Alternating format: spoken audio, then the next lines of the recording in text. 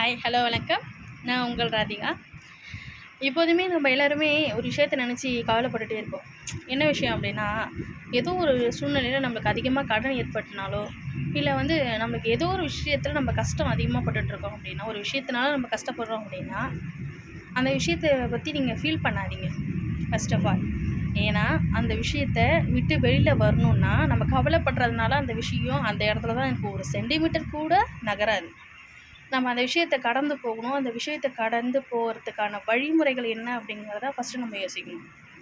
So வாழ்க்கையில் எனக்கு கஷ்டம் வந்துடுச்சு, எனக்கு கவலைகள் வந்துடுச்சு, நான் ரொம்ப கஷ்டப்பட்டுட்ருக்கேன், என்னோடய சூழ்நிலை யாருக்கும் வரக்கூடாது அப்படின்னு சொல்லிட்டு நம்ம நினைக்கிறோம்ல. ஸோ அந்த மாதிரி விஷயங்கள் வரும்போது நம்ம எல்லோரும் ஃபஸ்ட் ஆஃப் ஆல் அதை எப்படி தாண்டி போகணுங்கிறத மட்டும்தான் நம்ம யோசிக்கணும். அதை நினச்சி ஃபீல் பண்ணுறதுனாலையோ, அழுகிறதுனாலையோ அந்த விஷயங்கள் மாற போகிறது கிடையாது. அதை எப்படி ஃபேஸ் பண்ணணும், அதுக்கு என்ன எஃபர்ட் போட்டால் நம்ம அந்த பிரச்சனையிலேருந்து மீண்டு வரலாம் அப்படின்னு தான் நம்ம யோசிக்கணும். என்ன ஒரு பிரச்சனையாக இருந்தாலும், எப்படியாப்பட்ட பிரச்சனையாக இருந்தாலுமே அதுக்கான சொல்யூஷனை நீங்கள் அடுத்தவங்கள்ட்ட என்றைக்குமே கேட்கக்கூடாது. அதுக்கான சொல்யூஷனு ஒரு பிரச்சனை ஏற்படுதுன்னா, அந்த பிரச்சனையிலேருந்து விடுபடுறதுக்கான சொல்யூஷன் நம்மக்கிட்ட மட்டும்தான் இருக்குது. நம்மளே அந்த பிரச்சனையை சால்வ் பண்ண முடியும். அந்த பிரச்சனையிலேருந்து நம்மளால் வெளியில் வர முடியும்.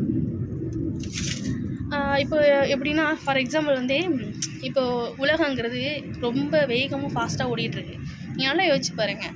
ஒருத்தவங்களுக்கு ஒரு விஷயம் அப்படி நடக்குதுங்கிறனால, நம்மளுக்கு அந்த விஷயம் நடக்குதுங்க, மற்றவங்களுக்கு அந்த விஷயம் நடக்குதுங்கிறனால உலகம் என்றைக்கும் சுற்றுறதை நிறுத்துறது கிடையாது. மற்றவங்களோட வேலைக்காக ஓடிக்கொண்டே தான் இருக்கணும், ஓடிக்கொண்டே தான் இருப்பாங்க, கஷ்டப்பட்டு தான் இருக்காங்க, உழைச்சிக்கிட்டு தான் இருக்காங்க.